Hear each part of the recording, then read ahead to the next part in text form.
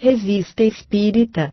Terceiro ano, 1860. Jornal de Estudos Psicológicos. Publicada sob a direção de Allan Kardec.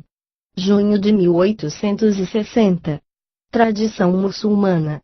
Extraímos a passagem seguinte da notável e sábia obra que o Sr. Gerald Saentini publicou sob o título 3 anos na Judéia.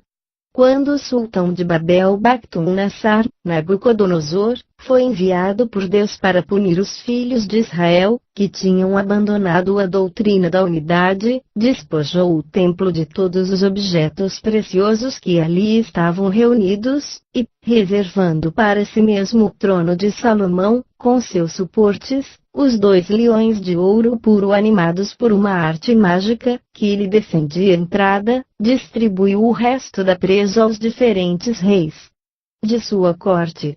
O rei de Rom recebeu a roupa de Adão e a vara de Moisés, o rei de Antaqui teve, de sua parte, o trono de Belquis, e o pavão maravilhoso cuja cauda, toda em pedrarias, formava nesse trono um rico espaldar. O rei de Andaluzia pegou a mesa de ouro do profeta. Um cofre de pedra, que continha o Taurat, Bíblia, estava no meio de todas essas riquezas, e ninguém lhe dava atenção, se bem que fosse, de todos os tesouros, o mais precioso. Foi deixado, pois, abandonado ao capricho dos saqueadores, que percorriam a cidade e o templo, fazendo mão baixa sobre tudo o que encontravam, e o depósito da palavra divina desapareceu nessa imensa desordem. 40 anos mais tarde, a cólera de Deus estando apaziguada, resolveu restabelecer os filhos de Israel em sua herança e suscitou o profeta Esdras, sobre quem estava a salvação, predestinado pela vontade divina a uma missão gloriosa. Passou toda a sua juventude na prece e na meditação, negligenciando as ciências humanas para se absorver na contemplação do Ser Infinito. E vivendo separado do mundo no fundo de uma das grutas que cercam a Cidade Santa. Essa gruta, ainda hoje chama-se El Azeri. Início da nota da editora. Nome árabe da gruta conhecida sob o nome de Túmulo de Lázaro. Fim da nota da editora. Obediente à ordem de Deus, saiu de seu retiro e veio para o meio dos filhos de Israel, indicar-lhes como deveriam reconstruir o templo e colocar em honra os antigos ritos.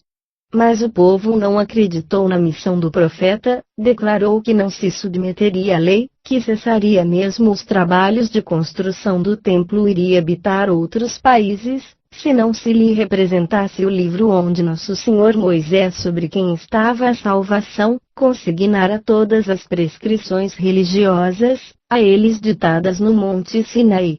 Esse livro desaparecera, e todas as pesquisas para reencontrá-lo foram infrutíferas. Euser, portanto, nesse grande embaraço, fez a Deus ferventes preces, para tirá-lo da dificuldade e impedir o povo de persistir no caminho da perdição. Estava sentado sob uma árvore, contemplando com tristeza as ruínas do templo, ao redor do qual se agitava a multidão indócil. De repente, uma voz do alto ordenou-lhe escrever, e, se bem que nunca pegara um galão, pena ou caniço, obedeceu imediatamente.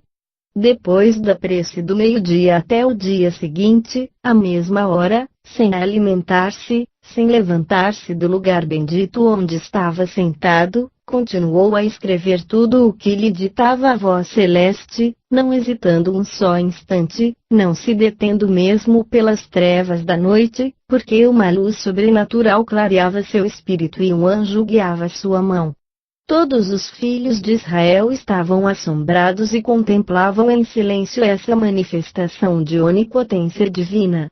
Mas quando o profeta terminou sua cópia miraculosa, os imãs, invejosos do favor particular do qual vinha de ser objeto, pretenderam que o novo livro fosse uma invenção diabólica que não se assemelhava, de modo algum, ao antigo.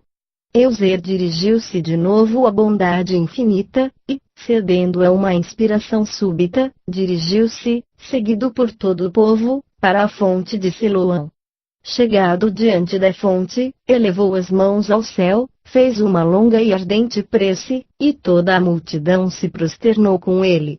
De repente, apareceu na superfície da água uma pedra quadrada que flutuava como sustentada por mão invisível. Nessa pedra os imãs reconheceram, trementes, o cofre sagrado há muito tempo perdido. Euser tomou-o com respeito, o cofre se abriu por si mesmo, o Tourate de Moisés, dele sai como se estivesse animado de uma vida própria, e a nova cópia, escapando do seio do profeta, vai ela mesma colocar-se na caixa sagrada.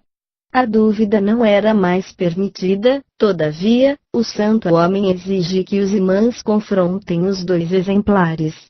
Estes, apesar de sua confusão, obedecem à sua vontade. Testemunham em alta voz, depois de um longo exame, que nenhuma palavra, nenhum carequete, acento, não estabelecia menos diferença entre o livro escrito por Euser e o que Moisés traçou. Desde que renderam essa homenagem à verdade, Deus, para punir os seus primeiros erros, extinguiu seus olhos e os mergulhou nas trevas eternas. Foi assim que os filhos de Israel foram reconduzidos à fé de seus pais. O lugar onde estava sentado o chefe que Deus lhes dera foi chamado depois Kerme Sheikh, o recinto ou a vinha do Sheikh. Quem não reconhece, nesse relato, vários fenômenos espíritas que os médiuns reproduzem sob os nossos olhos e que nada tem de sobrenatural?